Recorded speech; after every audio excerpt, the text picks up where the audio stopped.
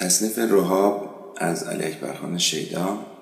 شیدا متولد 1222 خورشیدی در شیراز بود. او موسیقیدان، شاعر، ترانه‌سرا و خوشنویس معاصر ایرانی قلمداد میشیم.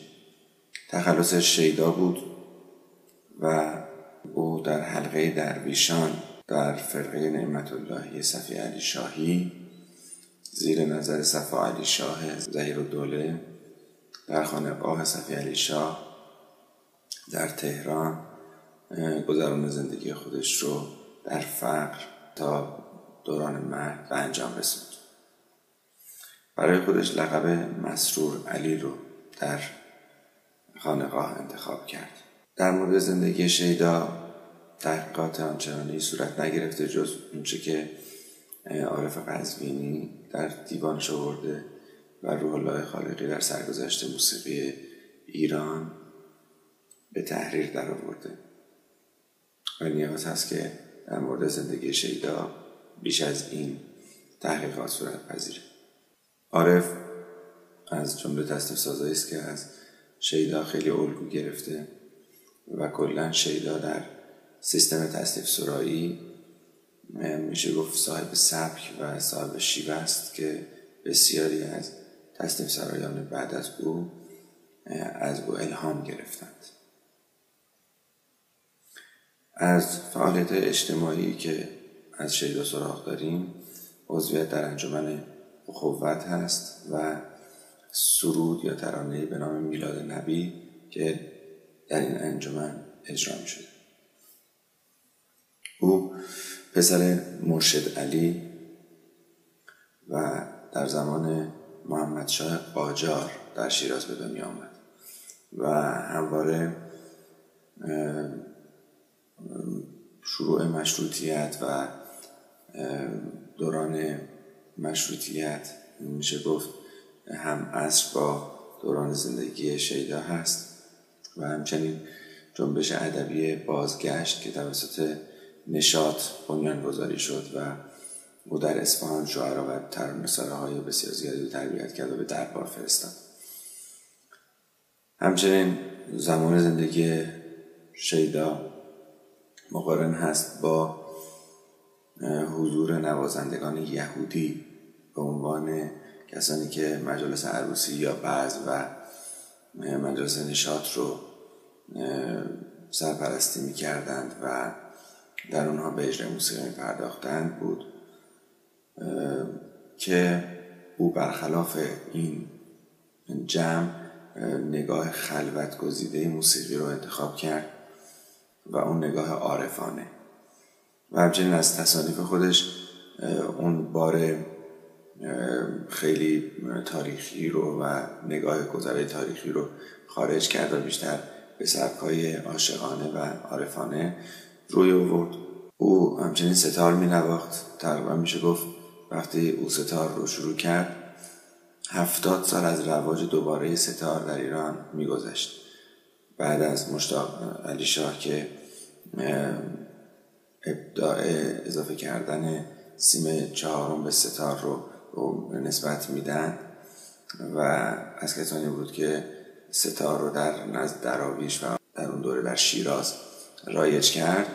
میرزا محمد شفیع هم که معروف بود به میرزا کوچک و تخلص وصال رو برای خودش انتخاب میکرد و هم دوره بود با قاآنی. او هم در اشاعه ساز ستار خیلی در ایران فعالیت کرد. شیدا هم مثل وصال شیرازی هم نوازنده بود، هم شاعر و هم آهنگساز و این به قوت تصانیفش افزود. از تصانیف مهم شیدا دل شیدا، امشب شب مهتابه، ماه غلام و کیه کیه در میزنه یا همون عقرب زلف کجد و همچنین ای مه من رو میشه نام برد که از سال 1320 این تصانیف در رادیو بسیار زیاد اجرا شد و مخصوصا توسط خواننده خوب استاد شجریان اجرا شد و هنوزه این تصانیف در ذهن و خاطره مردم جای داره و همیشه زمزمه میشه. شیدا در سال 1285 در تهران درگذشت. تصنیف رهاب به این دلیل با نام رهاب شناخته میشه که اگر دانگ شور ر میکرون فا سل رو در نظر بگیریم و همچنین دانگ شور بعدی که بهش اتصال داره سل لا کرون سی بمول دو و بیایم از نوت سوم دانگ قبل به نوت سوم دانگ جدید حرکتی رو شکل بدیم که در یکی از بخش‌های این قطعه اتفاق میفته، حال هوای رهاب به ما میده و این حرکت باعث تعلیق فضای دستگاه‌هایی میشه که این دانگ ها رو دارند و میتونیم از هر یک به دیگری حرکت کنیم. مثلا از شور به افشاری بریم یا از افشاری به بیات ترک بریم یا از سگاه به نوا بریم و گوشه ایست که به عنوان یک چهارراه برای ارتباط این دستگاه ها استفاده میشه. شعری که استفاده کرده شیدا در این قطعه شعر از سعدی هست. حالا هوای کلی این اثر بیشتر به افشاری نزدیک است. میگیم برداشت دوم روی دو سی لا سی دو سلا دو سی لا سی دو سلا سی لا سی دو سی سو لا سول سول لا سول سول لا سی لا سوا